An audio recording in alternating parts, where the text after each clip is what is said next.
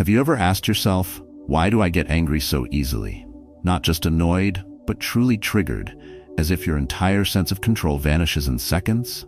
You're not broken. You're conditioned. Anger for most men is not a flaw. It's a habit, a reflex, a script we've been running for decades without questioning. But here's what the Stoics knew. You are not your reactions. You are the space before the reaction, and that space can grow. Stoic philosophy teaches that what angers us is never the thing itself, but how we interpret it. That moment you snap, it's not power, it's a loop. And if you built it, you can dismantle it. In this video, you'll learn how to break the cycle, step by step, how to pause, reframe, let go, and respond from strength, not survival. You're not alone in this. Every man who carries pressure, work, family, pride, has felt the burn of unspoken frustration. But the cost of letting anger drive your life? It's too high. This is where we begin again, with awareness, with clarity, with self-mastery, the Stoic way. So if you're ready to stop reacting and start leading, hit like, subscribe, and share this video with someone who needs it. Because the real strength is in your control. Let's reclaim it together. 1. Catch the habit by naming it clearly. You weren't born angry. Somewhere along the way, you just got really good at it. A sharp tone from your boss, a driver who cuts you off, a disrespectful comment from someone who barely knows you. And before your mind catches up, you've already snapped, raised your voice, slammed the door, said something you regret. Most men don't realize it, but anger isn't some uncontrollable force that storms in from nowhere. It's a habit, a learned pattern, a well-worn groove in your nervous system that gets triggered the same way every time. And the worst part? You often don't even notice the moment it begins. Stoic philosophy starts here, with awareness. You cannot master what you do not see. The Stoics didn't say, don't feel anything. They said, feel it, then take command. And that command begins when you stop saying, I'm just an angry person, and start saying, this is a reaction I've repeated. I don't have to repeat it again. Think about the last time you got angry. Not just annoyed, but genuinely fired up. Maybe it was when someone questioned your intelligence in front of others, or when your teenager slammed a door and walked away mid-sentence. What set you off wasn't just the act, it was the story you told yourself in that split second. They're disrespecting me. They don't value what I say. I'm losing control. But pause right here. That moment, the flash between stimulus and reaction, is the most powerful space in your entire life. It's where your old script either runs or stops. And if you want to stop being emotionally hijacked, you must begin by identifying that exact split-second reflex. Call it out. Name it. Not with shame, not with excuses, but with clarity. When you name something, you disarm it. When you say, this is the part where I normally lose it, you start choosing a new path. That's not weakness, that's precision. And precision is power. This is where most men struggle, especially those who believe that being angry means being strong. That fire means fight. Raising your voice equals holding your ground. But that's not a strength, that's surrender. Because in those moments you're not leading anything, you're being led by your own unexamined patterns.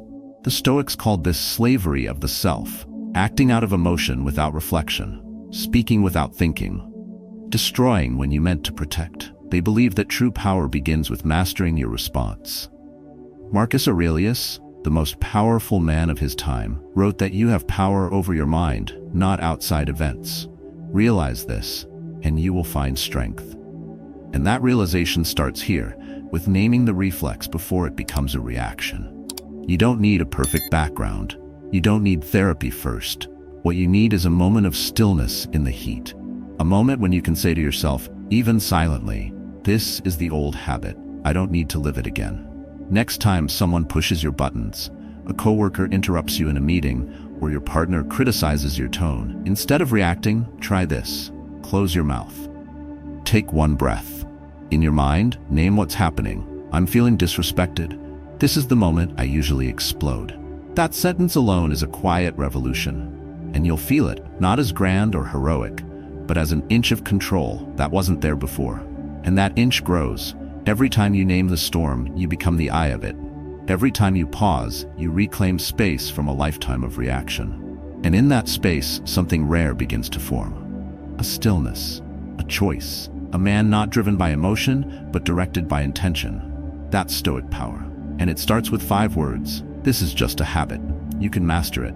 And that is your greatest win. 2. Ask what you're truly reacting to. You think you're angry because of what happened. But what if the truth is deeper? What if you're not reacting to the situation itself, but to what it represents to you? Anger almost never arrives alone. It walks in with old wounds, silent expectations, and stories we've been telling ourselves since boyhood. Someone cuts you off in traffic, and suddenly you're boiling inside. Not because the moment truly matters, but because, in that split second, it triggers something older. The need to be respected, to not be dismissed, to matter. The Stoics were clear about this. They taught that we're not disturbed by events, but by the opinions we hold about them. The real fire isn't outside. It's the judgment we assign. You're not mad because your coworker interrupted you. You're mad because you believed it meant he doesn't value your voice. You're not enraged because your partner forgot something important. You're enraged because you told yourself it means she doesn't care. This is the danger of unexamined expectations. They become invisible rules for the world to follow, rules that no one agreed to but you. When people break them, even unknowingly, your emotional fuse lights up. But here's the shift. What if instead of reacting to the surface, you paused and asked yourself, what am I really reacting to right now? Imagine this. You're in a meeting, presenting your idea. A colleague cuts in with a smirk and offers a different suggestion. You feel heat rising. Your jaw clenches. In your mind you hear, he's undermining me. He's showing me up in front of everyone. Now pause. What if that interpretation isn't the only one? What if he's nervous? What if he just wanted to be heard? What if none of this is about you? This is not about excusing bad behavior. It's about freeing yourself from unnecessary pain. Because when you attach your self-worth to how others act, you become a slave to their moods, their flaws, and their immaturity. And the Stoics refuse that kind of emotional dependence. They believe dignity begins where reactivity ends. You don't need to absorb every slight. You don't need to believe every story your ego tells you in a moment of heat. You need to step back, zoom out, and ask better questions. But let's be honest, this is hard. Especially when your identity is wrapped around being respected. Especially when you've spent a lifetime being told that real men stand up for themselves instantly, loudly, aggressively. That silence means weakness. That letting it go means losing. Stoicism says the opposite. The one who can stop, observe, and choose how to respond isn't weak. He's free. And freedom is strength. So how do you start doing this in real life? Right in the middle of the storm? Simple. Ask. When that heat comes, ask yourself, what story am I telling myself right now? Say it in your head like a command. Then breathe. Even 1 second of this practice can reset everything. In that moment, you give yourself a gift. The power to interrupt the script. Because the truth is, most of your anger isn't about the moment. It's about what the moment meant to you. And meaning is flexible. Meaning can be redefined. That's your work. That's where control begins. The next time you feel the wave coming, remember, the trigger isn't always the truth. Step back, investigate, reclaim the space. This is how a Stoic thinks, not just to survive pressure, but to move through it without being owned by it. You can do that too. And when you do, you'll see what used to hijack your peace now becomes your training ground. And every time you choose clarity over impulse, you reinforce the kind of man you're becoming. You can make that choice. And that's the kind of power no one can take from you. 3. Train the pause before you react. There's a moment, so brief you almost miss it, between the thing that triggers you and the way you respond. That moment is everything. Because in that small space you either break the cycle or repeat the damage. Most men don't realize they even have a choice. Something happens, someone crosses a line, and your reaction feels automatic, like a switch you didn't flip yourself. 1 second, you're fine. Next, your voice is rising, your jaw is tight, and every muscle in your body is preparing for a fight that may not even be worth it. This isn't a strength. This is a habit. And the only way to break it is to train something stronger. The pause. The Stoics didn't teach emotional suppression. They taught emotional precision. Self-control isn't about being numb. It's about choosing your response so clearly that no one else gets to decide who you are. Marcus Aurelius wrote, You have power over your mind, not outside events. What that means in real life is simple. The traffic jam doesn't control you. The rude comment doesn't control you. Your past doesn't control you. The pause does. Picture this. You're in the parking lot after a long day. You've backed out slowly, carefully. Someone speeds past behind you and slams their horn like you just committed a crime.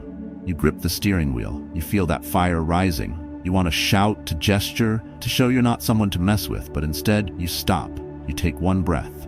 In that breath, you do something radical. You let the storm pass. You don't take the bait, and you feel it. The surge begins to soften. This isn't weakness, it's training. Because no one teaches men how to pause. We're told to react, defend, and dominate. But Stoicism says no, real power is in restraint. Reacting is easy, responding takes strength, and strength is built like a muscle, through repetition. That pause, when practiced, becomes reflex. The more you choose it, the easier it gets. The more you choose calm, the more calm chooses you. What stops most men is the false belief that calm is passive, that if you don't push back, you've lost. But silence is not surrender. Stillness is not submission. It's a strategy. When you pause, you regain clarity. You see the situation, not through adrenaline, but through awareness. You remember who you are, not just someone reacting to the world, but someone shaping their place in it.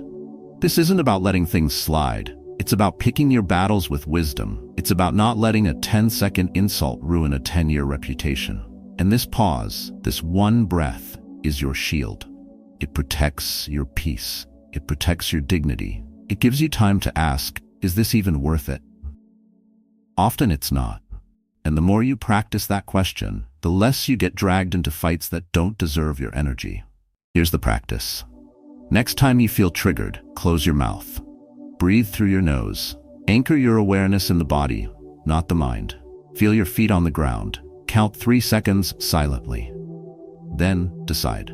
Decide if the version of you that reacts is the version you want to be remembered for, because every reaction writes your character in real time. That's what the Stoics knew. You're never forced to respond like yesterday.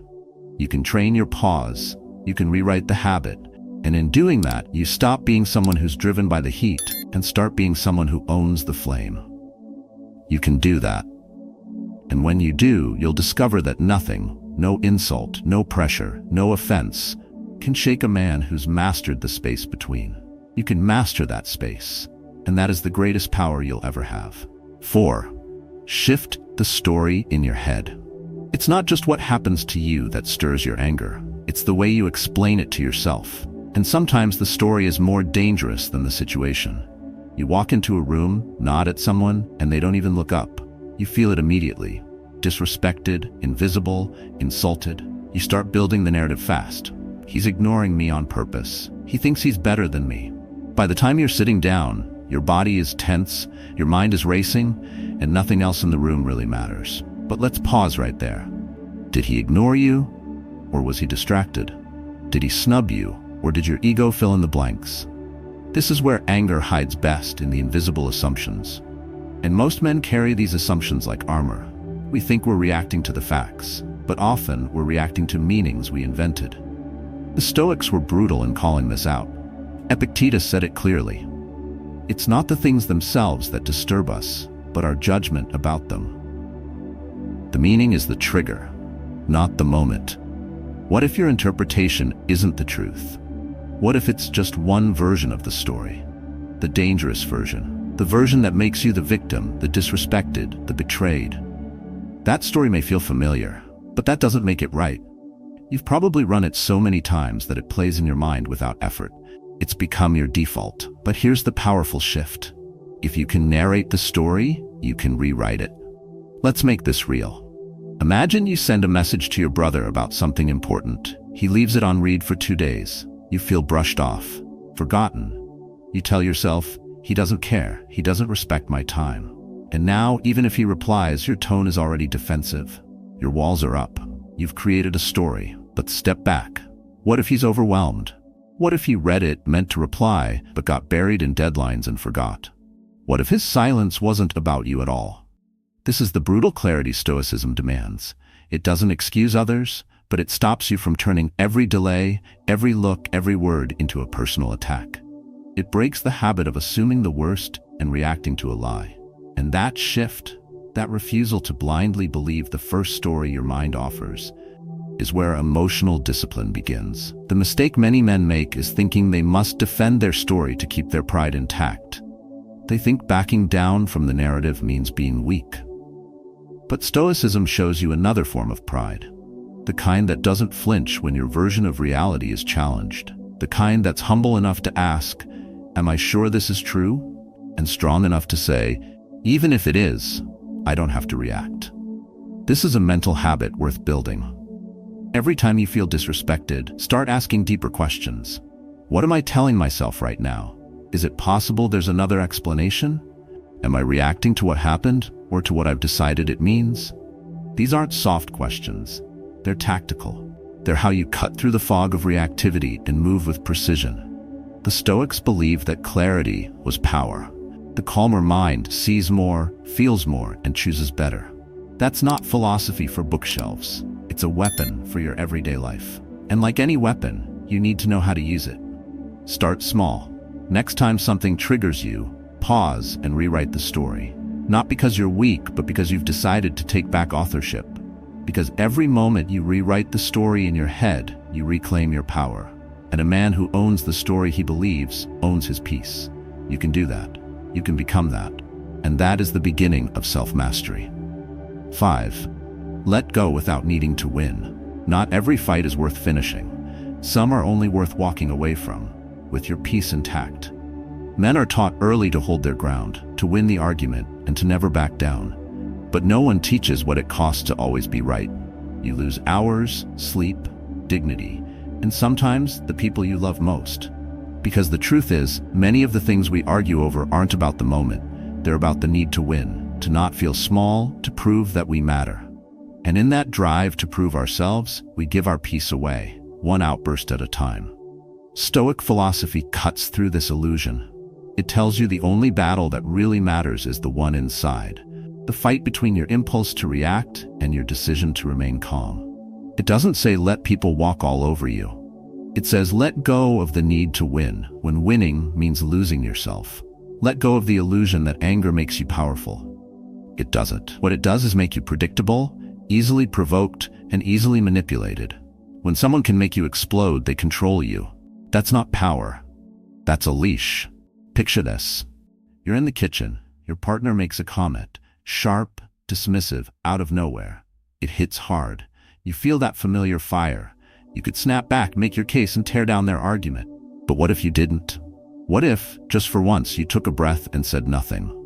Not because you're weak, but because you know your peace is too valuable to lose over one unkind sentence.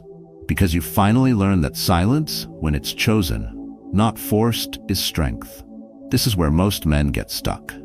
They believe if they don't defend themselves, they're losing. They think forgiveness makes them soft. But Stoicism reframes that completely. Forgiveness isn't for the other person. It's for you. It's the quiet act of reclaiming your emotional territory. It's saying, I refuse to carry what doesn't belong to me. And that kind of letting go isn't passive. It's an act of discipline. Marcus Aurelius didn't live in peace. He ruled during plagues, invasions, and betrayals. But in the middle of all that, he wrote about calm, about self-control, about not reacting to insult or injury with more pain. He knew that inner peace isn't given. It's chosen every day, especially when your pride is on the line, especially when you want to scream. The world will always give you reasons to explode, but you get to choose whether you let those reasons dictate who you are.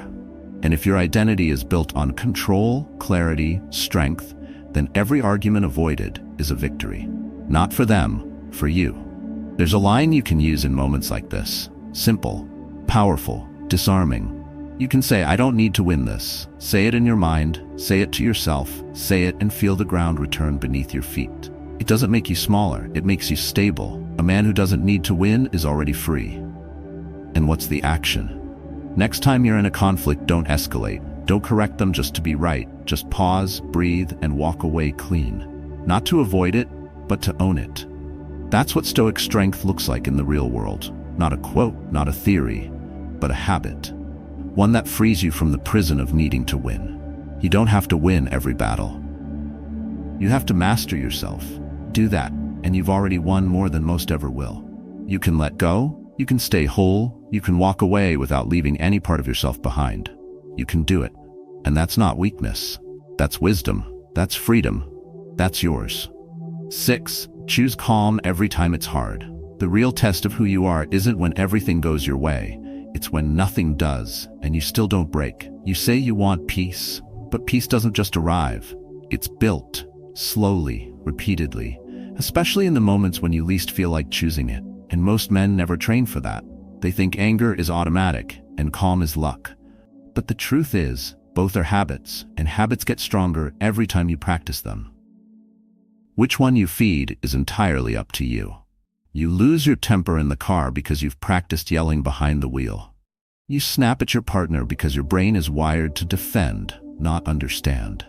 You explode at your kid's mistake because you've learned that control comes through volume, not presence. And here's where the shift begins. You don't have to keep rehearsing this version of yourself. You can teach your body a new script, and it begins with one decision, made over and over again. Choose calm. Especially when it's hard.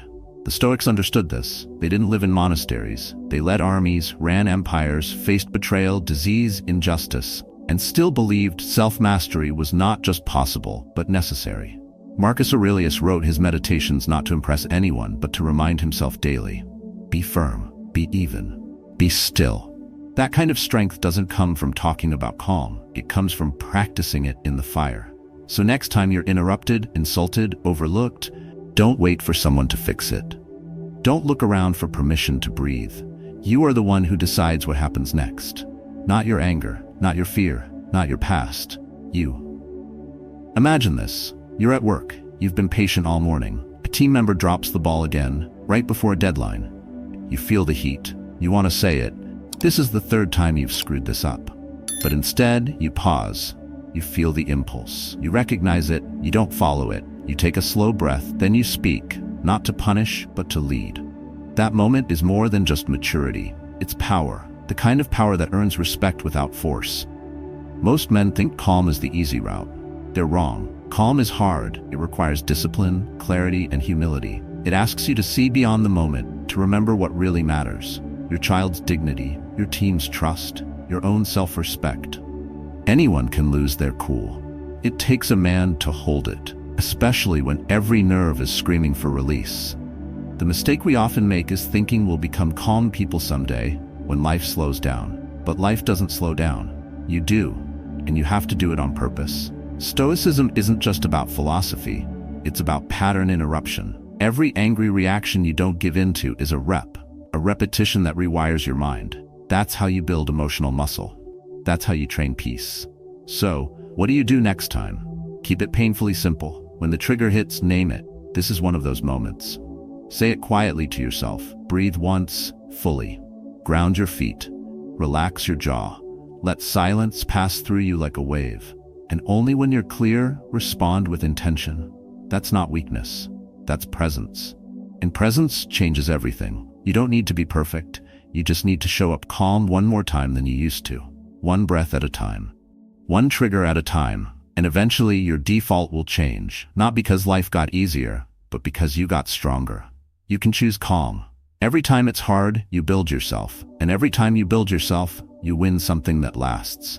Control, dignity, respect, the quiet kind, the stoic kind, the kind no one can take from you. You can become that man. And that is the real transformation. 7. Act like the person you respect. You already know what kind of man you want to be.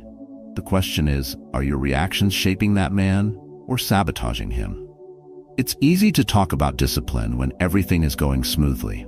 But character is built in moments when you're triggered, insulted, or underestimated. That's where the real work begins. Because every reaction you give becomes part of your identity. And if you don't interrupt the pattern, you become the very version of yourself you swore you'd never be. Short-tempered, unstable, easy to provoke. Stoicism brings this truth into sharp focus. You're not just living, you're shaping. Every outburst is a decision, every pause is a declaration. Marcus Aurelius said, "Waste no more time arguing about what a good man should be. Be one." That's not abstract philosophy, that's action. That's alignment between values and behavior. And that kind of alignment only happens when you act, not based on impulse, but based on who you're becoming. Imagine you're at a family gathering. Everyone's a bit tense. Your brother throws a passive-aggressive jab across the table. You feel the shift in your chest, the instinct to lash back, to defend your pride. But something inside you halts. You remember, this isn't about him. This is about who I'm training myself to be. So instead of snapping, you look him in the eye and simply nod. You let it go, not because he deserves it, but because you do. That restraint, that self-command, that conscious refusal to be dragged into drama, that's leadership. That's self-respect in motion. The mistake many men make is waiting for the world to affirm their strength. But true strength doesn't wait for applause. It shows up in silence. It holds the line when no one's watching. It stays grounded when others spiral. Stoicism teaches that your emotions are real, but they don't get to drive. Your values do. And your highest self isn't some distant version of you. It's the part that shows up when you stop trying to win every battle and start asking better questions. Is this worth it? What kind of man do I want to be in this moment? This shift requires clarity.